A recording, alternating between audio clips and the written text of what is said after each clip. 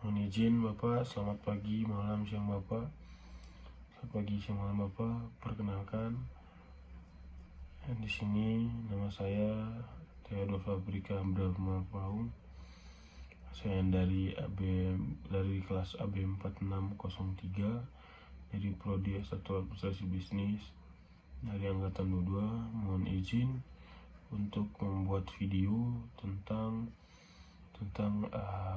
learning journey yang setelah saya pelajari tentang model bisnis selama 1 semester ini.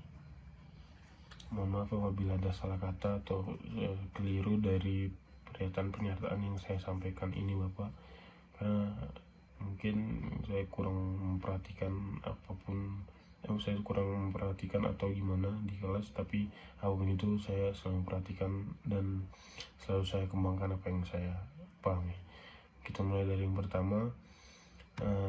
Yang pertama itu analisis TOS.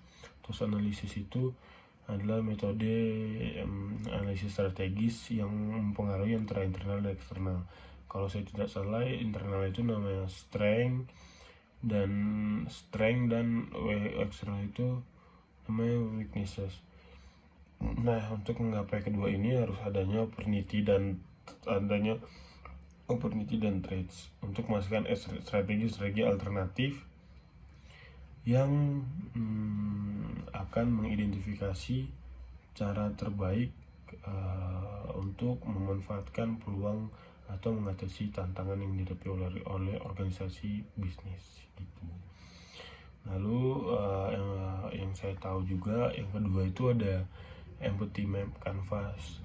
Nah, ini tuh art visual yang berasal dari pengalaman seseorang atau pandangan seseorang yang biasanya pelanggan atau pengguna produk atau layanan tertentu Bapak.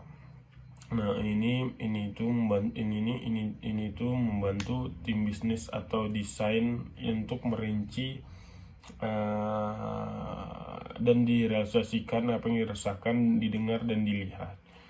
Lalu empathy map canvas ini dapat membantu pengembangan produk atau layanan yang lebih sesuai dengan kebutuhan dan harapan pengguna. Nah, ini itu empathy map canvas ini singkatnya dia ini kalau yang pertama tadi kan TOS analisis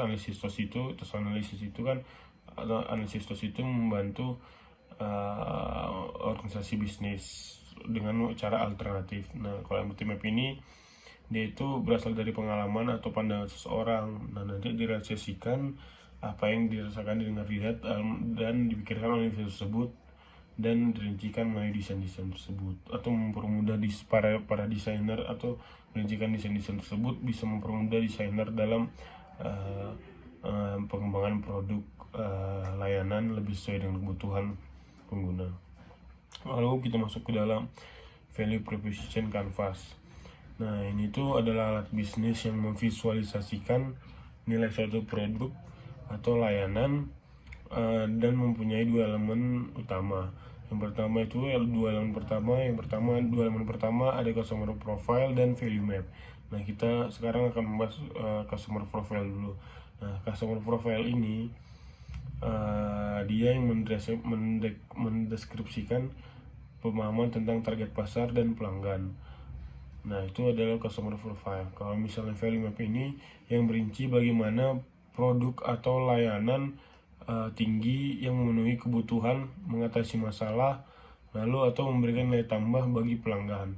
Nah, dengan menggunakan value proposition canvas ini dan menggabungkan dua elemen utama customer profile dan value map tadi, nah ini bisnis ini dapat lebih jelas memahami dan merancang proposisi nilai yang menarik untuk pelanggan potensial. Nah, jadi kalau value proposition ini ada dua elemen utama, customer profile dan value map, dan value proposition canvas ini dapat berjalan dengan baik, bisnisnya dapat dengan baik dengan dua elemen utama tadi, itu customer profile dan value map, dan proposisi nilainya dapat dipahami dan dirancang dengan menarik untuk pelanggan yang mempunyai potensial gitu. Lalu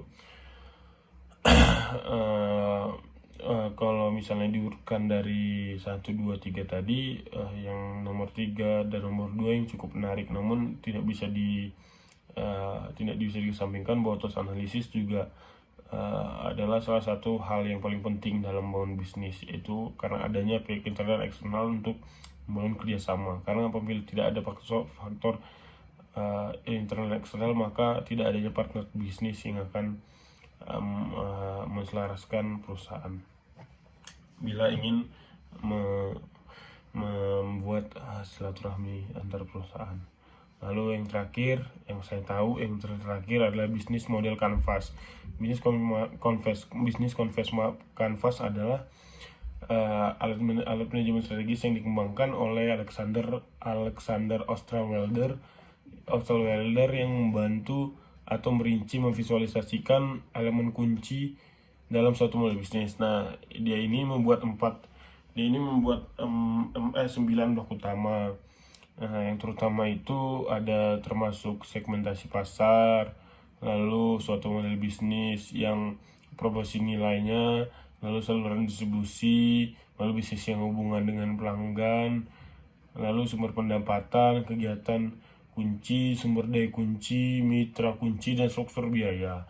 Nah, model bisnis canvas ini membantu tim bisnis atau entrepreneur untuk lebih memahami dan merancang dan berkolaborasi dalam pengembangan model bisnis yang kuat dan berkelanjutan. Nah, model bisnis yang kuat dan berkelanjutan inilah yang sangat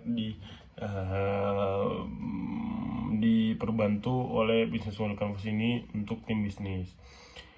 Nah, kalau misalnya tadi kita lihat yang keempat ini lebih